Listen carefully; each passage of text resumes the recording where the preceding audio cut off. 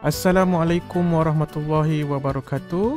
Pada video kali ini saya nak tunjukkan kepada anda semua PRS SMKA Tun Raha bagaimana ataupun tutorial bagaimana untuk anda membuat pengisian borang permohonan pembaharuan pemilikan sebaya SMKA Tun Raha.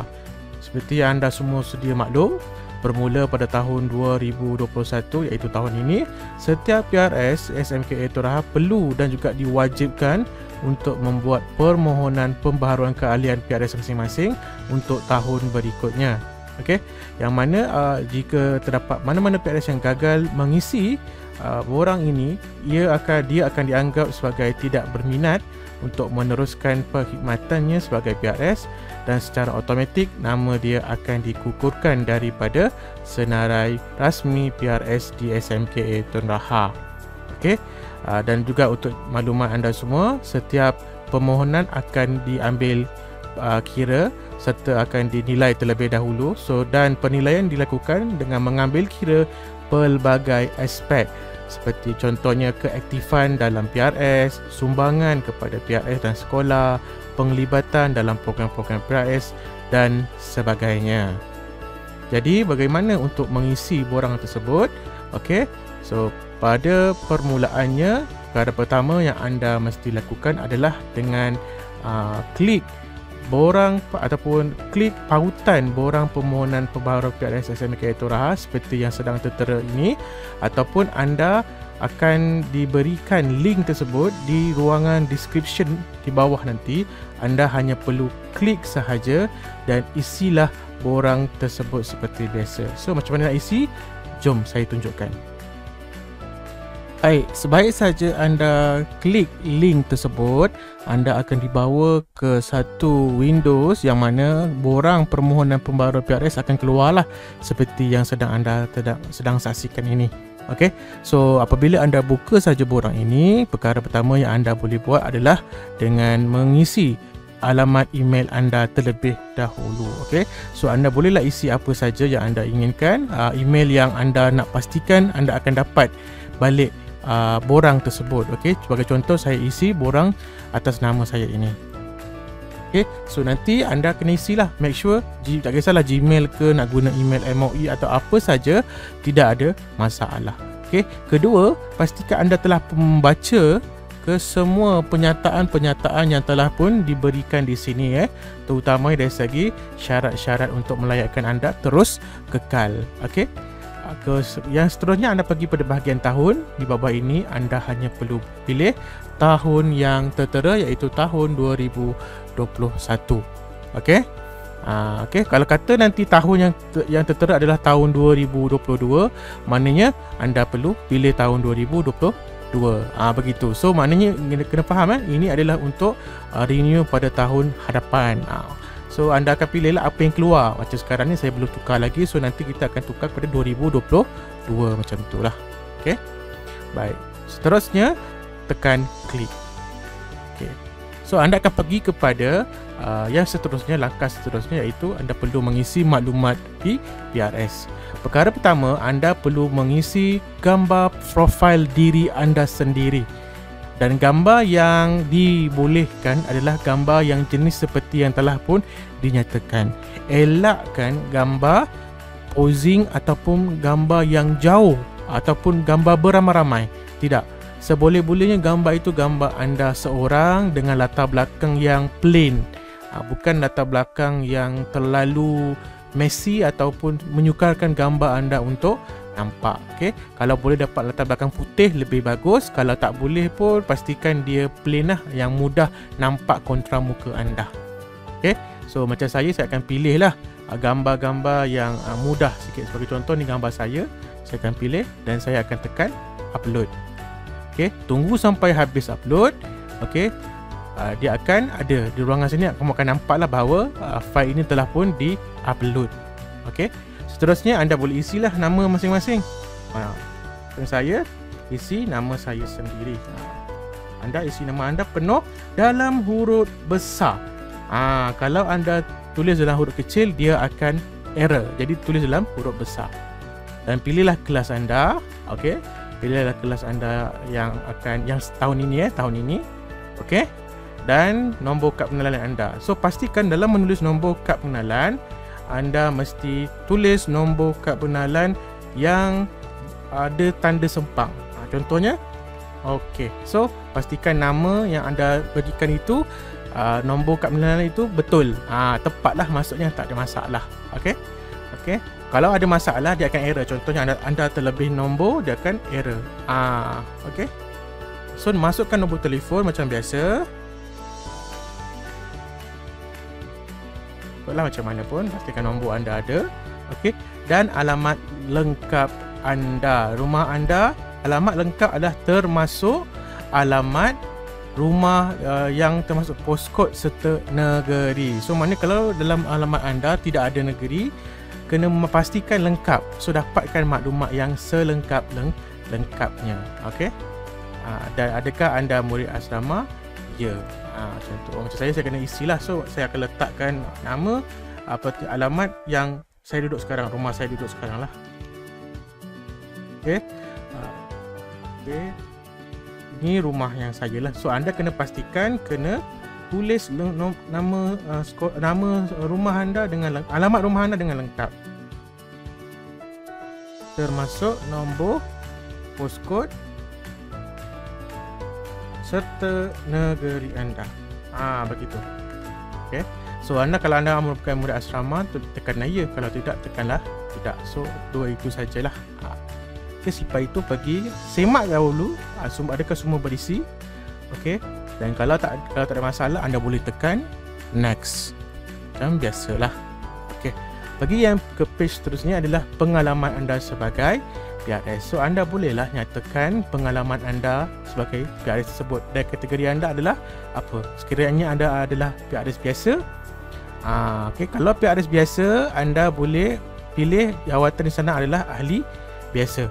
Tetapi kalau anda adalah JK, silalah pilih selain daripada ahli biasa. Anda pengurusi ke, anda bendahari ke, naib bendahari ke, atau sebagainya. Kalau anda ahli biasa, klik saja ahli biasa, dan jawatan di sana adalah ahli biasa. Macam tu. Okey. Dan pilih tempoh anda menjadi PRS. Katalah 3 tahun lah, 4 tahun, 5 tahun lah. Ikut kepada berapa lama anda sudah menjadi PRS. Okey, bahagian ini anda kena jujur dengan saya sebab saya akan buat semakan. Okey, sekiranya anda ada pegang selain daripada PRS, sila nyatakan ya. Kalau tidak, nyatakan tidak. Kalau anda tak ada pegang apa-apa, pilih saja tidak. Tetapi kalau anda tekan ya, anda wajib untuk memilih apakah dia. Contohnya mungkin anda adalah badar dan sebagainya. Okey, tapi kalau tidak, anda kena kosongkan dan pilih, dan biarkan saja, tak perlu pilih yang bawah ni. Tetapi kalau ya, wajib pilih. Katalah badar. Okey, dan tekan next. Okey, so selepas itu anda akan pergi kepada ruangan yang seterusnya, iaitu anda dikira sebagai apa? Penglibatan anda, senarai program yang anda terlibat. Okey, apakah dia? Program-program ini telah diberikan contoh seperti yang telah dinyatakan. So katakanlah anda mungkin sekarang ni anda buat list down terlebih dahulu apakah program-program yang pernah anda lalui ataupun pernah anda ikuti supaya anda boleh melaksanakan program yang pernah anda lakukan, supaya senang ketika anda untuk membuat, orang kata list down berapa banyak program-program yang anda telah pergi. So list down siap-siap. Kalau boleh dapatkan semua data-data dia, dan anda tinggal untuk isi sahaja macam biasa. So macam tu, katalah anda dah banyak kan, anda hanya mungkin anda boleh list downkan sahaja, atau anda numbering. Anda mungkin nak boleh numbering.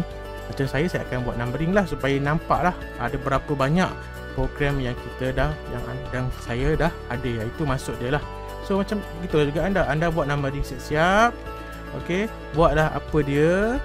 Okey, dan list down saja. Kalau kata ada 10 lah, tak ada masalah. Anda tulis saja berapa yang anda dah hadir. Tapi kena pastikan kalau kata anda hadir ke 88 ini, saya ada 8 kan. Ke 88 program ini, pastikanlah ada buktinya. Sebagai contoh sijil ataupun senarai kehadiran dan sebagainya yang anda boleh lampirkan. Okey, seterusnya bahagian lampirkan bukti itu anda kena lampirkanlah bukti. Ini contoh saja, contohnya saya letak ini program saya. Saya pilih lah kan. So saya akan open dan saya akan select, lepas tu saya akan upload. So hingga upload saja sampai penuh. Katalah tadi ada 8 lah, kamu dapatkan ke 8 bukti. Sijil online ke, senarai kehadiran ke atau sebagainya, boleh dikira sebagai bukti kamu hadir dalam program tersebut. Selepas itu anda tekan sajalah next. Okay, so selepas itu akan pergi kepada ruangan sumbangan. Sumbangan kepada PRS ni anda kena jelaskan. Okay, jelaskan bagaimana, kenapa. Soalan pertama, mengapa anda masih berminat untuk menjadi PRS? Soalan kedua, apakah perubahan yang akan anda bawa ke dalam PRS sekiranya masih terus dipilih sebagai PRS pada tahun-tahun berikutnya? Yang ketiga, nyatakan keunikan kelebihan pada diri anda yang membuatkan anda layak untuk dipilih semula sebagai PRS SMKA Toraha berbanding PRS yang lain. Serta yang terakhir sekali, berikan cadangan program atau aktiviti yang boleh PRS laksanakan kepada warga sekolah, dan program itu perlulah unik ataupun berbeza dari kebiasaan program sebelum ini. Jadi anda kena isi dengan betul, dengan cantik, dengan penuh berhimah. Maksudnya isi dengan seboleh-bolehnya. Kamu nak karang-karangan, buatlah macam mana pun di bahagian ini, dan buat orang kata isi tu dengan penuh orang kata kena faham bahawa saya akan memilih anda berdasarkan jawapan yang anda berikan, bagaimana anda boleh impress diri saya. Okay, macam mana anda boleh bukti kepada saya yang kamu ni sebenarnya layak untuk dipilih untuk pada PRS sebagai PRS untuk tahun yang seterusnya. Okey, jadi selepas anda mengisi semua soalan tersebut, anda boleh tekan next. Okey, so apabila telah next, anda akan pergi ke bahagian yang seterusnya, iaitu pengakuan dan pengesahan. So anda boleh bacalah. Dengan ini saya PRS seperti di atas mengaku bahawa segala perkara yang nyatakan dalam borang ini adalah benar dan tepat, dan saya juga telah membaca segala syarat permohonan seperti yang telah nyatakan di awal borang dan membacakan semua syarat-syarat itu telah dipenuhi. Dan kalau anda setuju, tekan saja ya, dan anda boleh submit seperti biasa. Okey, so setelah anda akan submit, anda punya permohonan tersebut akan secara automatik akan dihantar ke alamat email yang anda telah registerkan pada awal-awal tadi. So maknanya anda nak tak nak, anda kena pastikan email yang anda berikan itu adalah email yang betul dan tepat. Sebab kalau tidak, anda tak boleh dapat kembali borang tersebut dan anda tak boleh semak. So bila tak semak, susah lah. Bila tak dapat semak, susah nanti, dan anda tak tahu sama ada permohonan anda diterima ataupun tidak. So macam mana nak tahu sama ada anda punya permohonan ini diterima atau tidak oleh pihak universiti atau pihak saya? So anda cek email anda. Okey, jadi bila anda buka saja email anda boleh nampaklah ada email baru sampai, dan anda boleh klik pada email tersebut. So bila daripada email tersebut, anda akan tengoklah bahawa adanya penyataan saya menyatakan bahawa permohonan anda telah pun diterima lah.